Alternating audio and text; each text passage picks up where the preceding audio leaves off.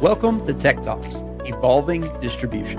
I'm Corey Hayes, and with me is Bill Rosado. Today, we're exploring how digital transformation is reshaping the distribution industry.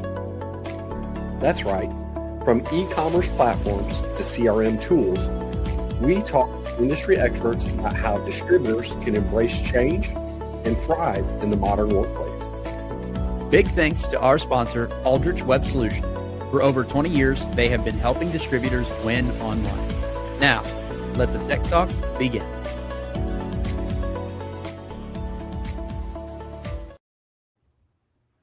Hello, everybody, and welcome to another episode of Tech Talk Evolving Distribution. Corey Hayes alongside Bill Rosado. Bill, how are you doing today, my friend? It's a beautiful day and super excited about our guest. I got a chance to do a panel webinar with Chris a few weeks back, and it was very interesting to be able to learn the insights that he had to share with the industry. Yeah, really excited to have, and you might have to help me with your last name here. Sorry, Chris Krechting? Correcting. Gotcha, Yes, sir. gotcha. I should have asked you that before we started recording. My apologies. No worries. No worries. How are you doing today, Chris? I'm well. Like I said, like you said, it's a beautiful day and it's a Friday. So that's all good. You cannot complain about a Friday. I'm still kind of riding. The 4th of July is my favorite holiday, and really this is my favorite time of year. So I'm still kind of riding the 4th of July highs. I got my red, white, and blue on, although you can't tell at all. It just looks gray, probably, or at least to Bill. He's colorblind. But no, it's super good to have you on. Really excited to get into the conversation. Before we do that, we allow every person that we bring on, feels weird. We want every person that we bring on to just introduce themselves to the listener. Tell us a little bit about yourself. Tell us a little bit about epaCUBE, the company that you're president of. And yeah, just give us a rundown on who Chris Krechting is. Well, thank you, Corey and Bill, for the invite. Yeah. Excited to be here. I know a lot of great people have come before me, so I will try to do my best here to fill those shoes. So I started at epaCUBE about 3 months ago at this point, and a long software background, about 25 years. Been fortunate enough to have most of that focus on manufacturing and distribution. It's been domestic, U.S., North America, as well as a tremendous amount done overseas. And I have been with small organizations from startups to, say, 50 million. And I have been in some very large household name software companies as well, the Oracles, the Infors of the world. And that background, when I got called for this opportunity, the background was a very good fit for what epaCUBE does in the helping of wholesale distributors. So everything worked out great, and here I am. Yeah. Well, we're glad that you're here and glad that you're a part of the Cordons family over at epaCUBE, but also part of the Tech Talks family joining us today. We really appreciate your time. I think without any further ado, we can go ahead and get started in the questions here. So we built some questions kind of around specifically to what epaCUBE does, and maybe this is an opportunity for you to tell us exactly how epaCUBE helps the distributors in the marketplace. But how much profit are distributors typically giving away without realizing it simply because of their outdated pricing? So this is an important question. If you look at a P&L at the end of the year for a wholesale distributor, everything may look fine. And it probably does look fine because obviously they wouldn't be in business. But why we get brought in, and epaCUBE, by the way, what we do is pricing optimization. So we analyze margin performance. We help segment customers and products, managing of pricing exceptions, contracts and the pricing that is involved with those contracts, rebates, which is an enormous opportunity for distributors to claw some margin back.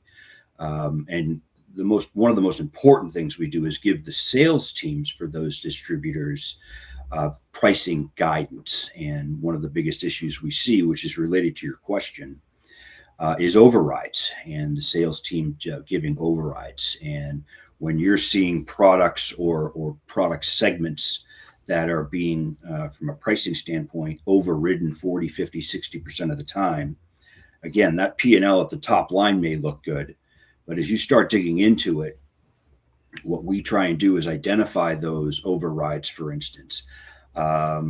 We help with cost changes, customer contracts getting renewed, making sure, again, those exceptions do not become permanent if it's a price reduction.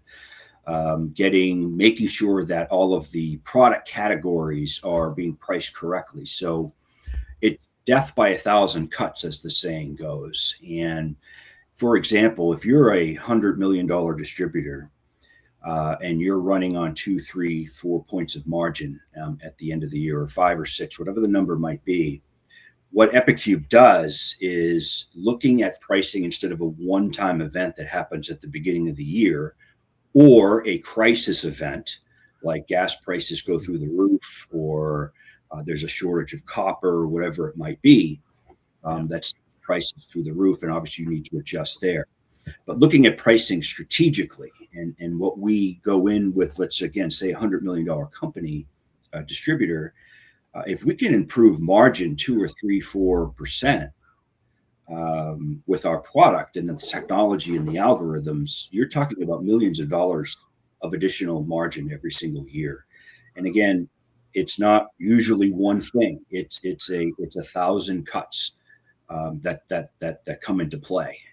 Some things are major, certainly outdated pricing. If you don't update your pricing except on a yearly basis, that's a relatively noticeable event at a CFO level.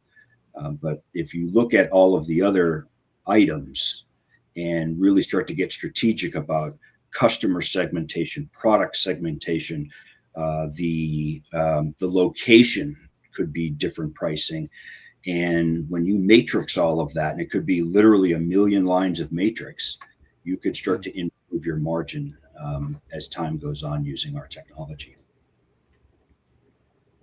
So we go to a lot of industry events, right? And the community all knows that profit is a challenge right now, right? And going on until we reach 2030, 2031, 2032, we're going to see sales still increase, but it's the margins are going to get smaller.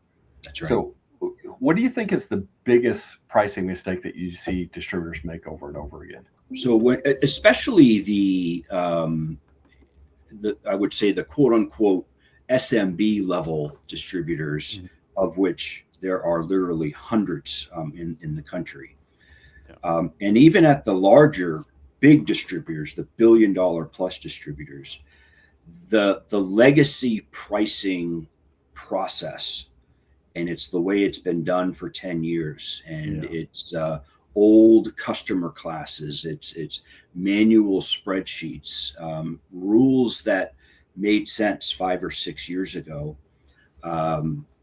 is where margin gets extremely tight. It's a great question, Bill, because we actually just spoke to a prospect, and their overall revenue is up 15% this year, and it's only June 10th,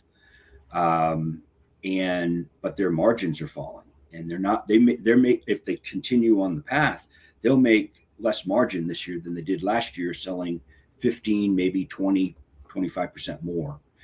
And as we get into these discussions, it's about identifying those strategic customers where you want to keep that pricing to keep the volume going, keep those customers happy, segmenting those customers, the products that are highly, highly competitive, you may not be able to do much with, but you need to certainly be aware of it at least on a monthly basis, because the manufacturers all have this pricing technology, and they're sending it down to the distributors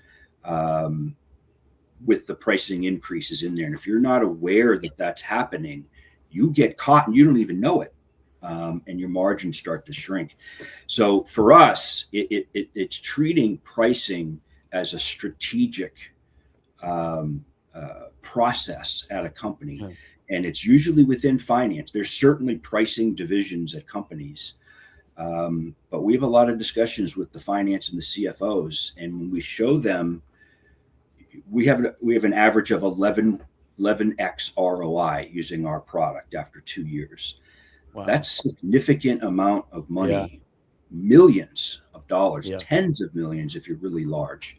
So that's the mistake, I guess you could say. And it's not a mistake done on purpose, obviously, Bill, but you don't even know what's going on if if pricing's not strategic. Well, so that's kind of maybe a little bit of a curveball that I want to throw you, because I've heard something that you said in there. I've heard this in epaCUBE circles before, where manufacturing has really seemed to adopted this kind of strategic pricing method where distributors have lagged behind. And why exactly do you think that is? Because really, primarily, our listeners are manufacturers and distributors. So, what is it that's causing distributors to not adapt to this kind of pricing method at quicker than what distributors are adopting that? Is it really just as simple as it's the minutia, the daily minutia? I mean, I would think if you talked about 11x, I think everybody would be jumping on board. So what is it that you see? That's right. It really comes down to, and I said it earlier, it's got to become, it can't just be the pricing department, for instance, which most of the time know about these changes. When you start to see the ability to increase margins by in some cases millions of dollars, it really becomes a corporate decision, and corporate's got to be involved, and finance has to be involved. I think the manufacturers are very smart. They're even more affected in some cases. Let's just stay on copper, that skyrockets, and they're just going to pass that on. Oil or fuel goes up, they're going to pass it on quickly. And the distributors they need to be aware of this. I will also say some of these price fluctuations that we're seeing in the last, definitely since COVID, but certainly the last 3 or 4 years, are dramatic, that we've never seen before. COVID, again, a bit of an exception. That was a messy time. But given the huge fluctuations in commodities, in fuel, again, et cetera, it is truly affecting manufacturers, and they just pass it on. And if the distributors are not aware of that, it's a problem. It shrinks margin.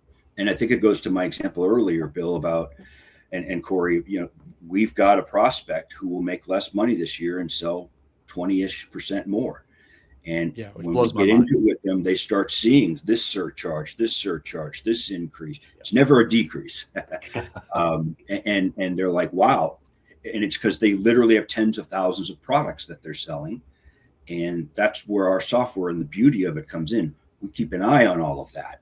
We pull all that data from the ERP, and we just start sending the alerts out, and then obviously recommendations.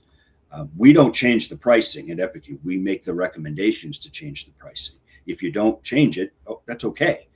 But if you do, more than likely, not only will volume at least stay the same, but you're going to increase your margin. Yeah.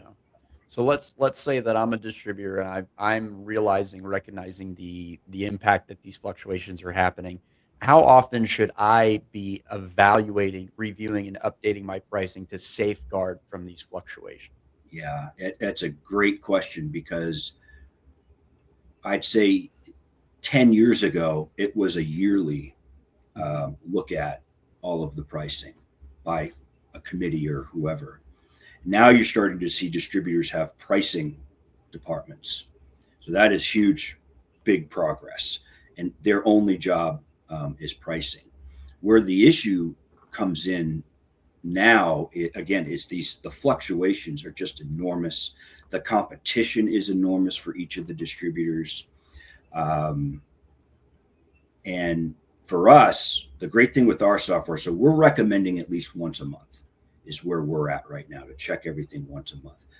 However, again, in our software, we can tag individual products, individual customers, or product sets. Again, we'll stick on copper. Those products that have copper, for copper piping, for instance, whatever, I'm just throwing that example out there. Those need to be checked probably at least weekly. And so what we'll do is when we see those changes, the alerts come out, and it's saving a lot of margin, because it's not humanly possible to keep track of 100,000 products on a spreadsheet or via your ERP. You're probably buying from 100 manufacturers. You probably have 1,000 customers, and some of those customers have contracts with set pricing, but does give you the ability to increase pricing if it's justified. That's where our software comes in to help automate and protect the margin that these distributors have, or in some cases want to get to. So some of the challenges that we see with distributors is adoption, right, and fear of change. Yeah.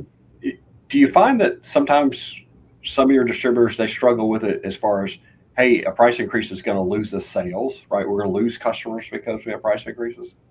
There's no doubt. So when we are recommending price increases, it's usually very much done in conjunction with our customers.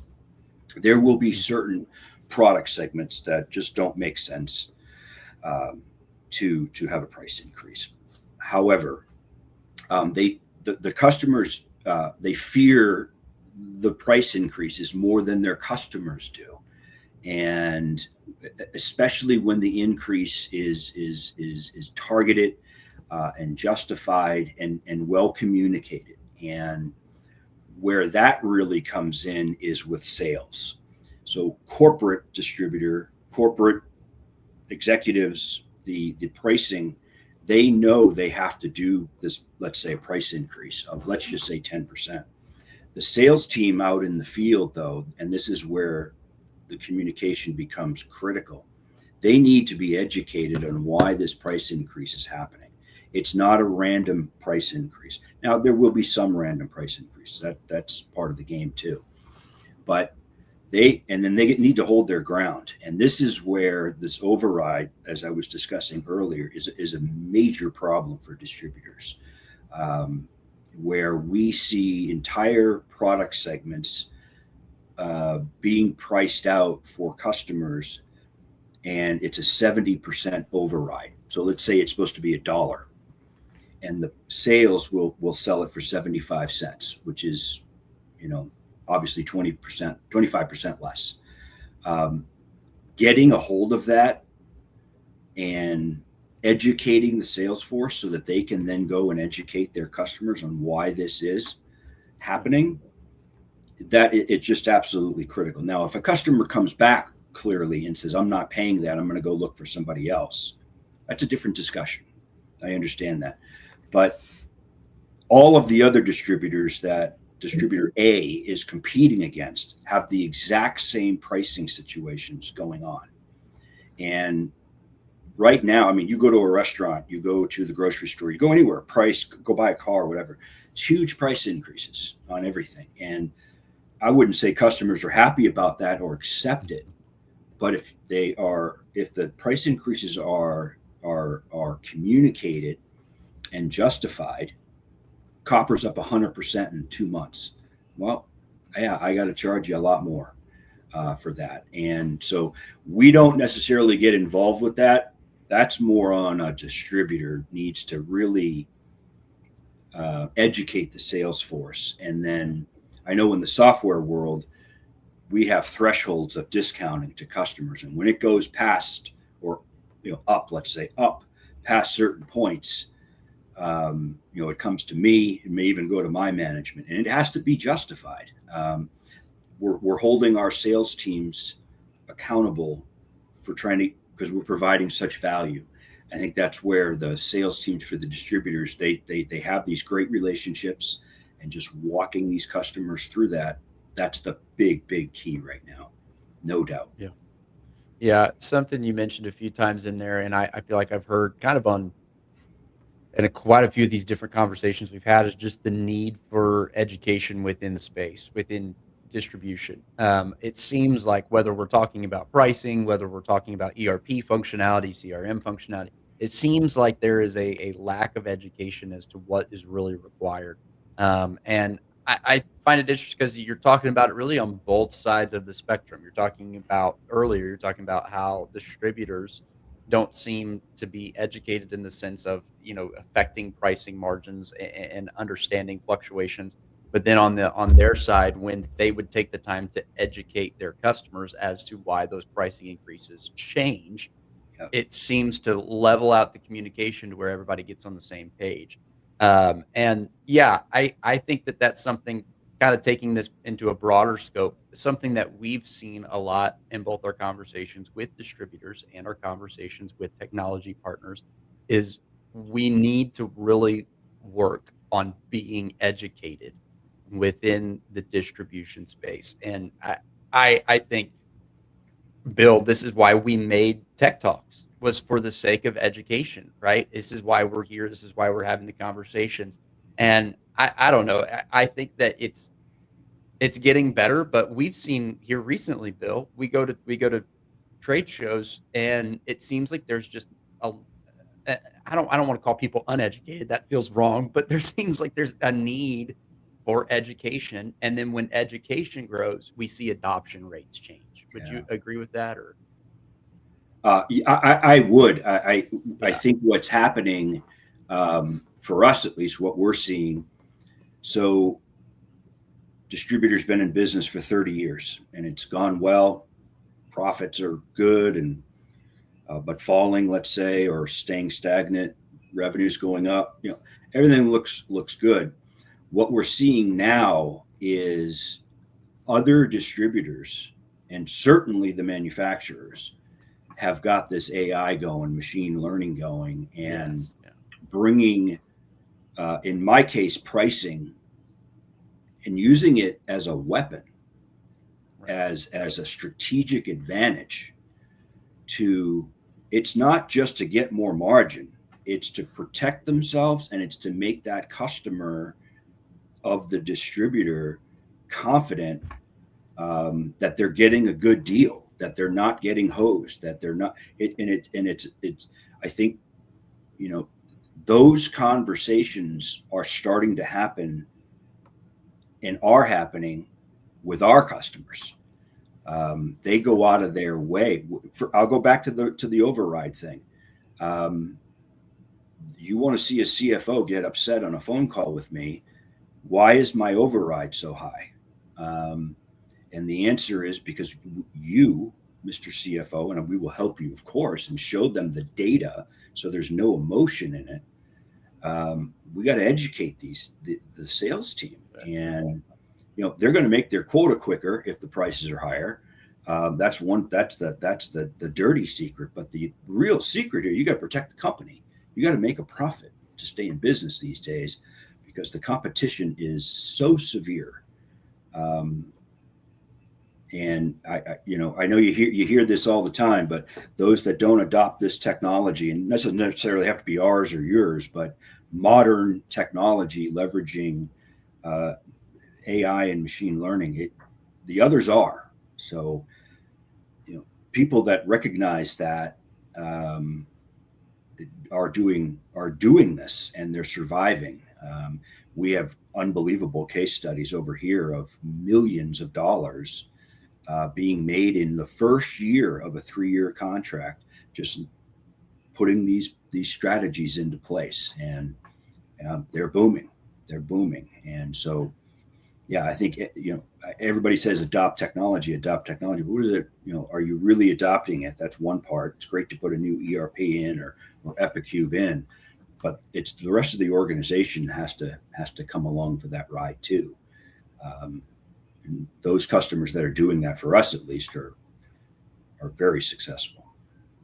Yeah, and there's so much data, right, in the ERP, that if they're not using these technologies like yours or like ours and other CRMs, they're not getting the full benefit of all the data. Data's only good if people are able to do something with it. Totally agree. And so we don't own any data here at epaCUBE. That may change in some future products that are going to come out, but the ERP owns it. And to your point, Bill, in our case for pricing, especially, let's say it's a $1 billion distributor, you're talking literally millions, plural, of lines of data that we then ingest and make sense out of, and between the algorithms and the machine learning and the AI that's in process here, make sense of that and know where I can raise prices. We haven't really talked about that. Where I can raise prices because I didn't even realize I could, or I have to raise prices in order to have a profitable product. And then you could start. The real key then is, okay, so you put this strategic program in place and you're 6 months in. Now you're really getting some analytics. What's working? What isn't? What size customer? Did volume go up? Did this product do better or worse? And then you start to constantly adjust that pricing. It kind of goes back to your question, Corey. This is not a load in epaCUBE and see you next year. If you put the effort into it for, you hire 1 or 2 people, you're going to make millions of dollars in extra margin hiring 2 people. It's a no-brainer. And those customers that do that with us are very successful with that analytics and keeping that strategy, always experimenting, always trying things. And we're with you the whole way. We're literally with you the whole way. What we've seen in the past, I mean, we don't divulge any other customer data, obviously, but at a general level, what have we seen for plumbing, for HVAC, whatever it might be? Yeah. Well, you've given us a lot to unpack here. So maybe this last question here, maybe you have an original thought, or maybe it's something to kind of go over what we've already talked about. But if a distributor could only improve one part of their pricing strategy this year, where would you tell them to start? What's the first priority focus? So for us, and it sounds old fashioned, but you got to get off spreadsheets. Is the biggest thing. The pivot tables and all of that, because as soon as you're done, save, it's out of date.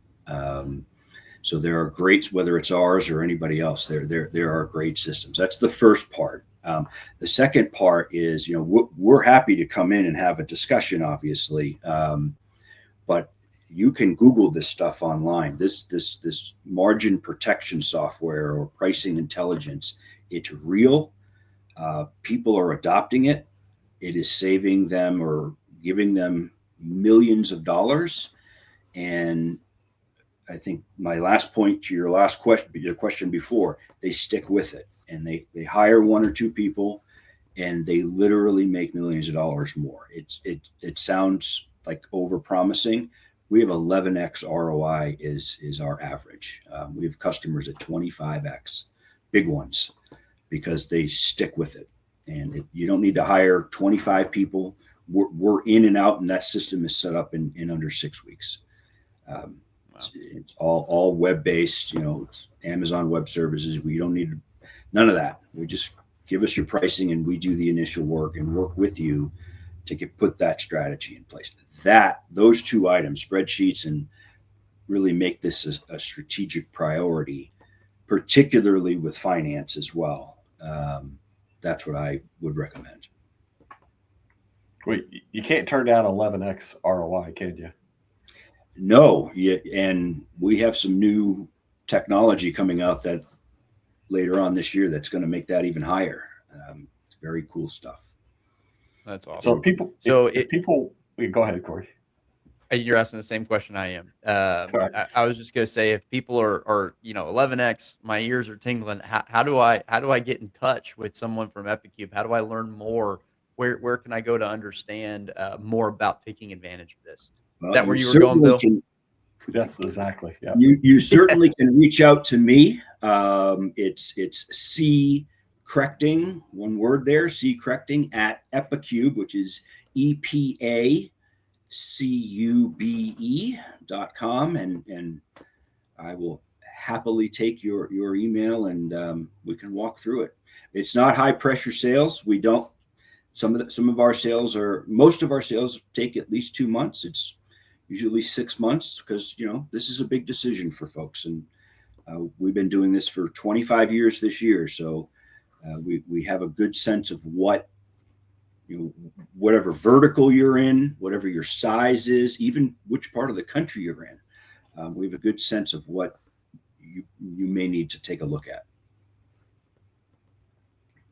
Awesome. All right. Well, I thank you for your time. I thank you for jumping on, talking to us a little bit about epaCUBE and helping distributors. And really, I know I said it right in the middle there, but the name of the game when it comes to evolving distribution is education. And that's why we created the space. And I think that you did a great job of jumping on and educating something that maybe distributors haven't really thought about yet. And as something as simple as keeping up with updated price changes makes the world of difference. So I encourage you, go reach out to Chris, go reach out to somebody from the epaCUBE team. I'm sure they have a website. Go to epaCUBE and look them up and find out more and educate yourself on how you can better your company. Bill, any final thoughts, questions, comments, concerns you have? Chris, I greatly appreciate you being on here, right, and sharing with the community. But I'm going to challenge the community, right? If you're watching this and you're thinking about how can we become more profitable, share this with your peers, share it with your C-suite, share it with anybody that's going to be able to benefit, because we have some challenging times coming up. And the story Chris said, right, about a distributor that is just blowing sales out of the water, but they're doing it at the cost of margin. You really need to think about it. And I really appreciate it if everybody could share this with the community. Absolutely. Perfect. Well, thank you very much, guys, for having me, and happy to come back when our new technology is out, which will be late this year, early next year, and it's spectacular stuff. So I would love to come back, and again, thank you very much. This was fun. Yep. Well, we're excited to hear more about it. And yes, and thank you to all the listeners who jumped on. Remember, we have new Tech Talk Evolving Distribution episodes coming out the first and the third Thursday of every single month. We also have a newsletter and a community on LinkedIn. Would love for you to be a part of that. It's under the same name, Tech Talks Evolving Distribution. Big thank you to Chris for jumping on. Big thank you to the folks over at epaCUBE. Chris, you have a great rest of your day, and we'll see you guys next time here at Tech Talks. And that's a wrap for today's episode of Tech Talks Evolving Distribution. Thanks for tuning in. And we hope you've gained some valuable insights on how to embrace digital transformation and stay ahead in the distribution industry. A special thanks to our sponsor, Aldrich Web Solutions, for supporting this podcast. With over 20 years of experience, they've been helping distributors win online and maximize their digital presence. Be sure to check them out if you're ready to take your business to the next level. And if you enjoyed the episode, don't forget to subscribe, rate, and leave us a review. And of course, share this with anyone who could benefit from this conversation.